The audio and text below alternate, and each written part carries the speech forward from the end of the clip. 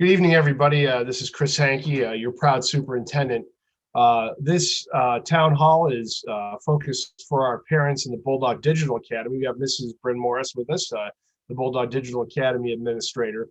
And we want to talk about the future of remote learning here in Garfield Heights City Schools based on a number of things. So a couple of things I want to go over.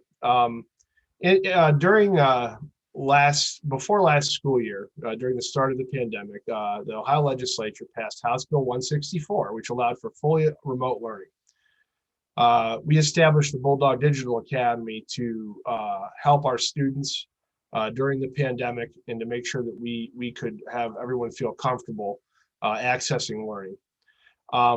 This law ends at the end of this school year.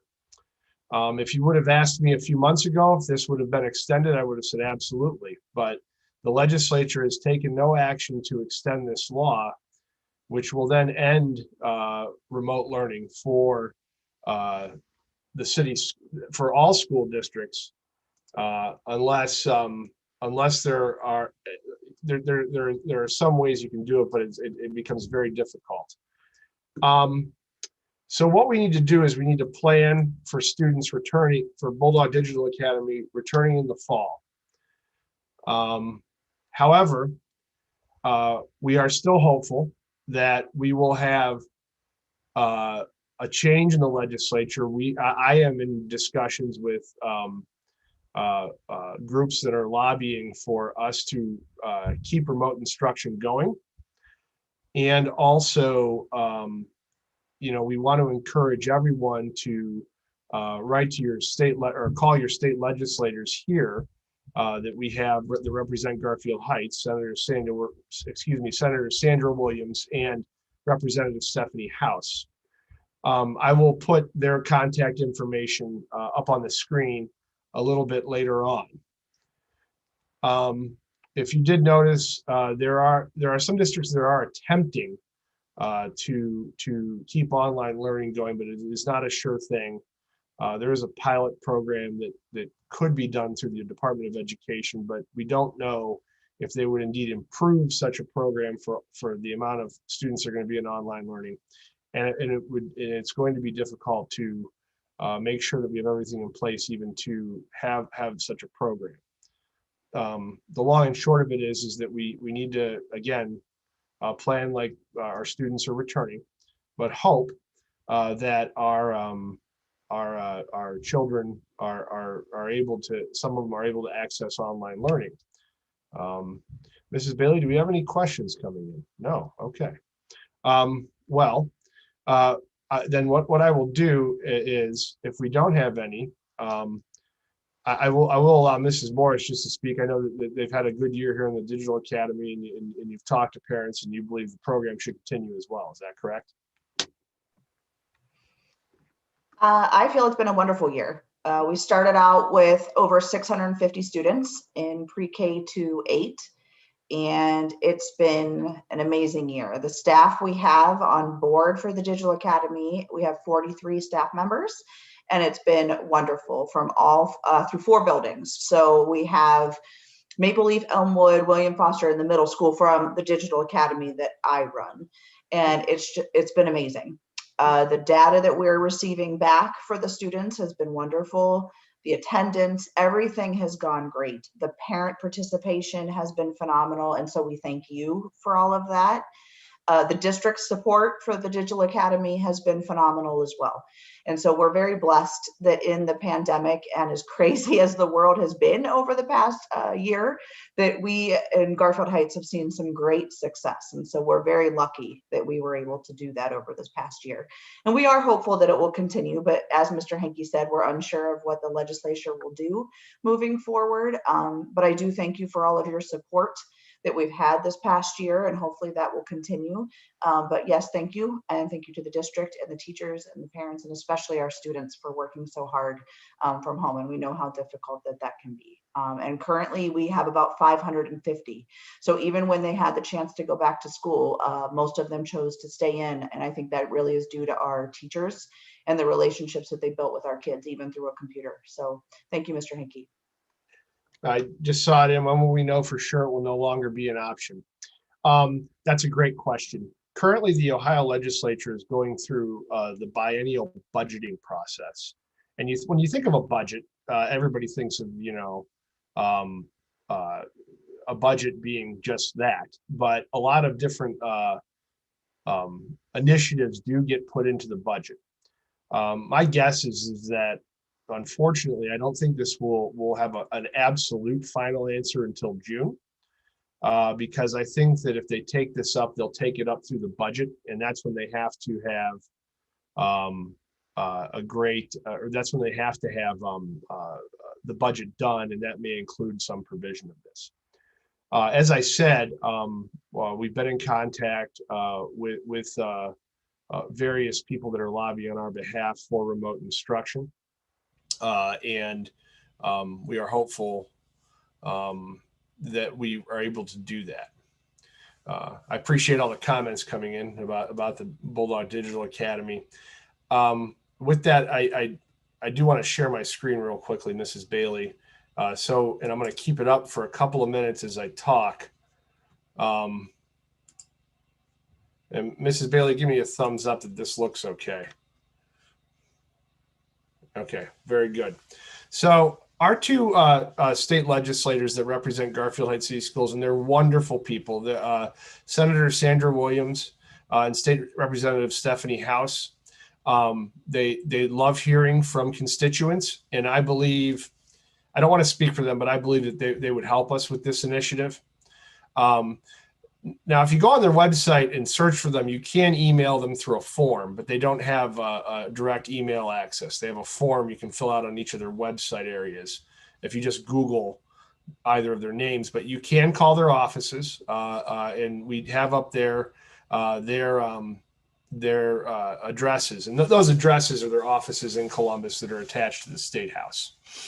So, again, I'm sure that they would like to hear about this. You can never assume that the legislators know that this might be an issue, because they're dealing with a lot of issues every day. So there's that. I have also been in touch personally with a State Board of Education member to try to help us get the word out that this is an issue that we'd like to see extended for the next year. So our purpose is to extend remote learning at least through the 2022, end of the 2020-21-22 school year, as described in House Bill 164, which allows us to simply forward on our remote learning plan that we developed, and then we can sit down and start at the beginning of the year and plan where this might go. Remote learning, full remote learning might happen going forward. So again, this is being recorded on YouTube, and I'm happy to reshare it, but that's their contact info. And now, again, the safety guidelines, those are great questions. So first of all, we've done a number of things to implement safety within the school buildings. We do have daily temperature taking of students, which is one indicator. If there's an elevated temperature above approximately 100.6, that you shouldn't be in school. We have hand sanitizer throughout the buildings in each of the classrooms, as well as what happens in classrooms is after, especially at the middle and secondary level where they're changing classes, they sanitize the desks in between every period. We also have adopted air ionization units in each of the buildings. And what that does for you is air ionization is proven to remove viral particles out of the air as the air flows through the system. Our building that has not been renovated recently, the middle school, had a large addition to their ventilation system to move air rapidly through it, and they offered ionizers, or they did ionizers in that building as well. And if you're on the main floor of the middle school, you'll down toward the gymnasium, you'll see a very large piece of ductwork that's going up that is hooked into our system. Air movement and making sure that air is replaced in buildings is very, very important. When the weather is decent, we've encouraged all teachers to make sure that windows are open. That's every study has said that's been helpful. Beyond that, the question about staff vaccinations. All staff are not vaccinated, but more than half of them are. Most organizations are not required, including ours, are not requiring vaccination for a number of reasons. And I always point to the Cleveland Clinic, which is not requiring vaccinations of their staff. So there are some personnel issues surrounding that. We are encouraging all of our 16 and 17-year-olds to get vaccinated. They have that opportunity now. And we'll be sending out information. We sent out some information for that vaccine clinic, but the location and date has changed. So the high school is going to be in touch with you. In addition to the 16 and 17-year-olds having that opportunity, any family member of a Garfield Heights City Schools student has the opportunity to take part in that clinic. It's going to be at the ESC of Northeast Ohio. That's basic. It used to be called the County Board of Education. It's in Independence. It's close to Garfield Heights, and they did a fantastic job vaccinating all of the educators in the county. They vaccinated 22,000 of us over a period of weeks, and they do a great job with logistics and social distancing and all of the things that need to take place.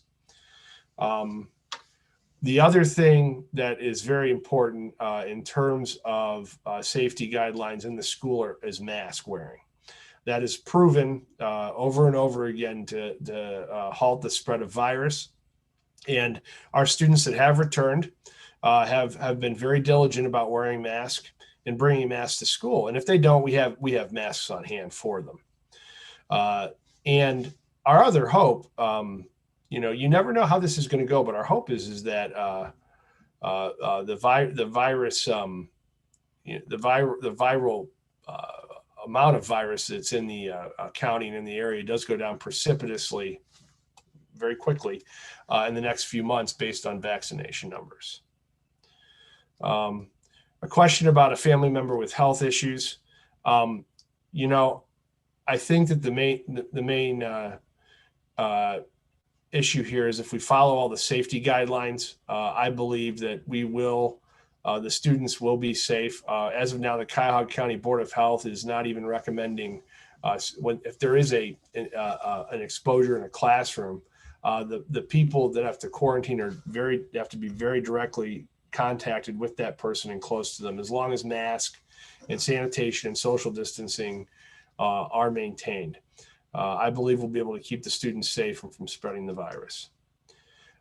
Great question in the fall. We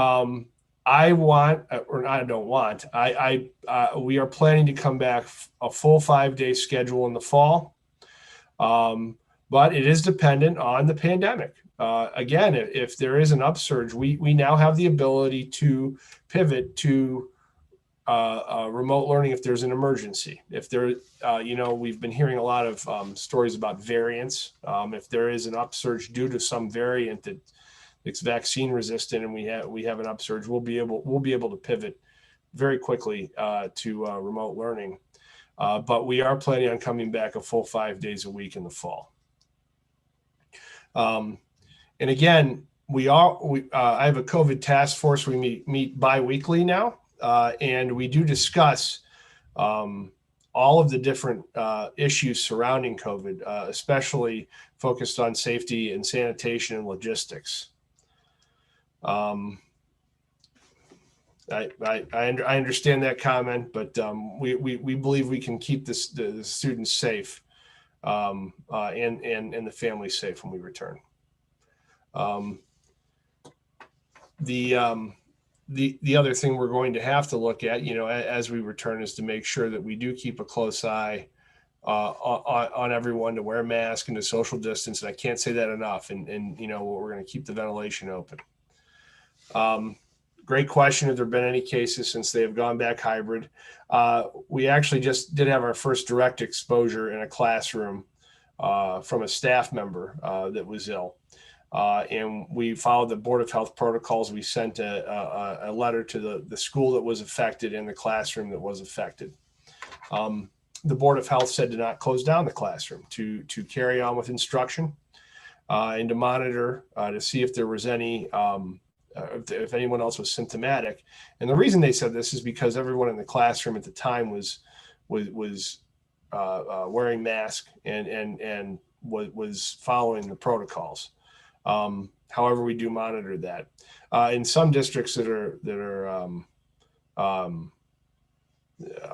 back in full instruction, there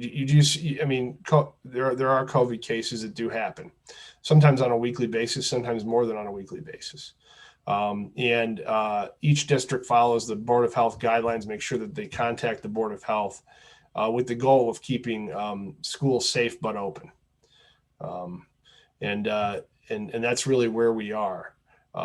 Appreciate all the comments. I'm glad the Bulldog Digital Academy has been such a successful program for some people. We believe that, again, we'd like to see it continue, but the point of this particular town hall is to make sure that we are planning to return to school in the fall, absent some act by the legislature. I do want to tell all of the parents out there that they are more than welcome to call or email me at the board office. You can find me right on the front of the website. I am absolutely willing to talk to everyone. Good question. How will we do social distancing when we're all in? Social distancing guidelines are down to 3 feet by the Ohio Board of Health. And with mask, the protocols have been that we are able to, to sit more closely together than we were before, as long as all of the protocols are being followed. Still, again, though, we have to watch. We have to make sure we're wearing masks. We have to make sure that we're washing hands and sanitizing.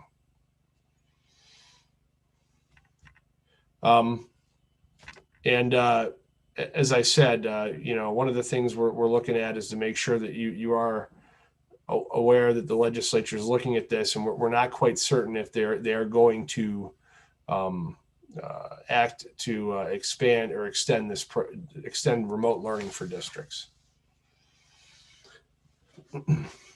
Mrs. Bailey, is there anything else coming through? Yeah.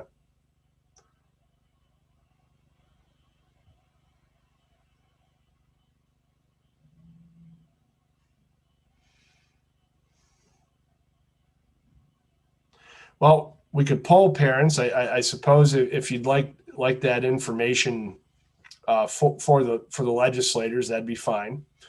We can ask them about that. We could look at something like that, and if that would be helpful to you, I could send out simply a Google form. It would not be very scientific though, because anybody can access that. Usually, you can send it along to folks, but we put it on the website, and sometimes we get some skewed results. Sometimes it gives us good data though.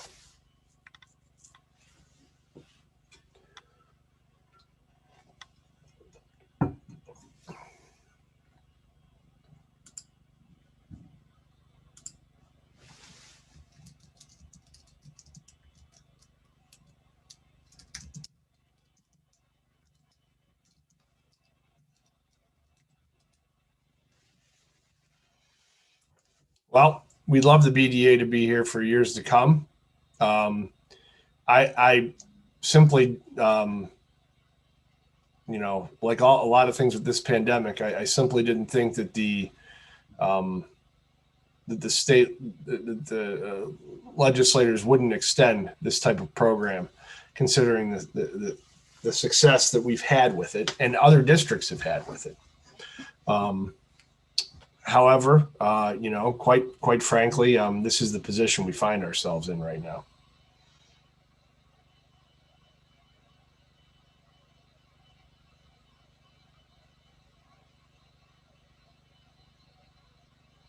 Anything else, Mrs. Bailey? No? Okay. What? Oh, go ahead. Absolutely. Question just came in about the staff members who were teaching in the BDA. So, excuse me. Our plan is to try to return the staff members to their previous assignments as best we can. We can't promise that will be the case, but we are trying to do that. Students will be returning to their home schools that they were previously assigned to.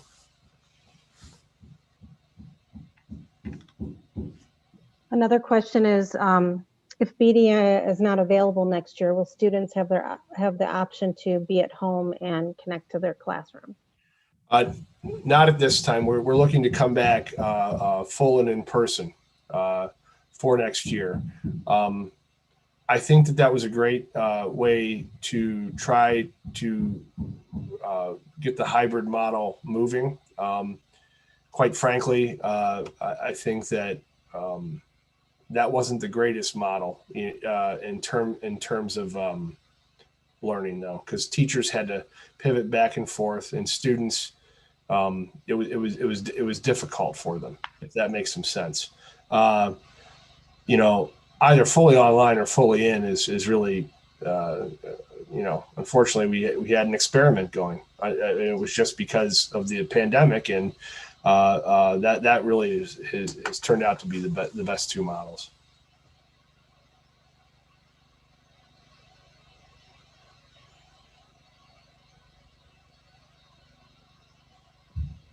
Can I say something? I'm sorry.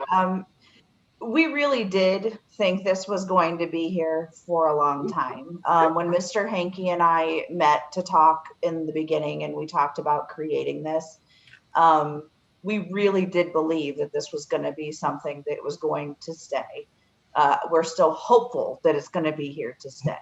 Yep. I don't think that I can speak for myself. I definitely did not think that the legislation was going to change, or I would not have left my position to up and change and go somewhere else. So definitely this was not something that we wanted to sell to the parents. No. This is definitely not something we wanted to try and change. We believe in this as a district and for our kids. It's the legislation that we can't change. And so, it hurts me very much to see this go away personally. So please know that this is a legislation thing that we just can't control. And if for some way that we can keep it, we will. But this was not something that we saw coming. And it's just something that we're kind of stuck dealing with at this time. So I'm sorry, Mr. Hankey, I just wanted to jump in and just say that, I really didn't see this coming. And we did think that this was going to be here for at least a few years, that we thought public schools could do these types of things. No, this was not, we had the best of intentions. This was certainly not something that we were trying to, there'd be no reason to establish a program and have it be successful and then shut it down. I don't mean to chuckle, but we really believe in this and really believe it's helping some students. Certainly, right, wrong, or indifferent, we're going to have to take a look at student data to see who's benefiting and who isn't, if it does continue. So, but it is a successful program. We just need to see if we're able to, the hope is that something does get done in the legislature for us. As I said before, contacting your state legislators is going to be helpful. I've been in contact with our lobbyists and with the Board of Education member, or State Board of Education member, and having your voice heard is going to be helpful. Legislators, there are some that may not even know this is going on because they deal with a lot of issues, and especially right now because it is budgeting time. And as I said earlier, and to reiterate, my best guess is this: if the legislature does decide to do an extension, it will probably come within the budget process, which unfortunately won't be settled until June. Earliest. Could be wrong. They could come up with something sooner, but as things are in the state legislature, there's a lot going on right now with the budgeting.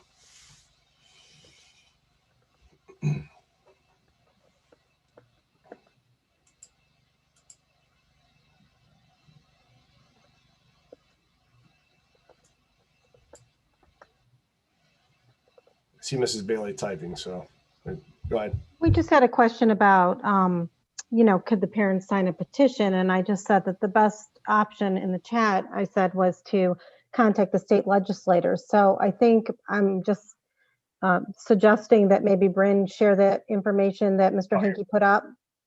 I'm also going to share my screen one more time. Okay.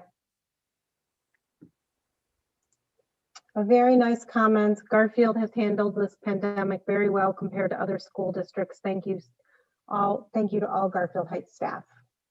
We really appreciate that. We know this has been a very difficult year. I mean, calendar year, right? Because we're now on to a little more than a year since the governor ordered all schools and most businesses, except that were essential, closed.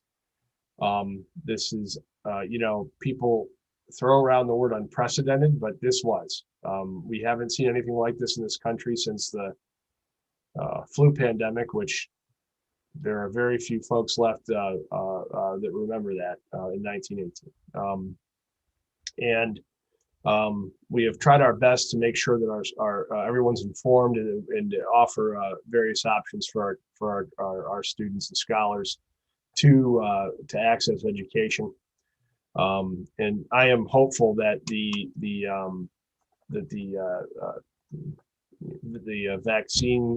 vaccines keep going and also the infection numbers go down. Again, these are your state representative and state senators contact information, and this is being recorded on YouTube, so you should be able to access it there.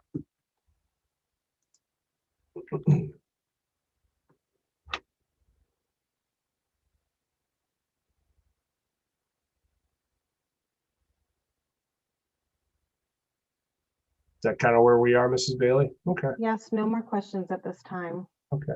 I'd like to thank everybody for listening. And again, I encourage you to call or email me. Again, find me on the website. I'm right there. Or call the board office at 475-8100. Ask for the superintendent. If I'm not there, I will get back to you quickly. And as I said, we'll be getting out information in the next couple of weeks about the return to school. One other thing I was talking to Mrs. Bailey and Mrs. Morris about is that with the safety and sanitation and everything, we're going to have to not have to. It's going to be actually some nice evenings. We'll have some open houses that are a little bit before school comes into session, so parents will have the opportunity to see the buildings and the protocols we put in place. So, Mrs. Morris, thank you. Mrs. Bailey, as always, thank you for helping us with our town halls. One thing that did come out of COVID is that these have been very successful for us, and we will these virtual town halls I know are very convenient for folks, and we love having them. So we're going to continue those, absolutely. So have a great Thursday evening, and we'll see you soon. Look for my new video tomorrow that we'll put out for everyone. Thank you. Good night.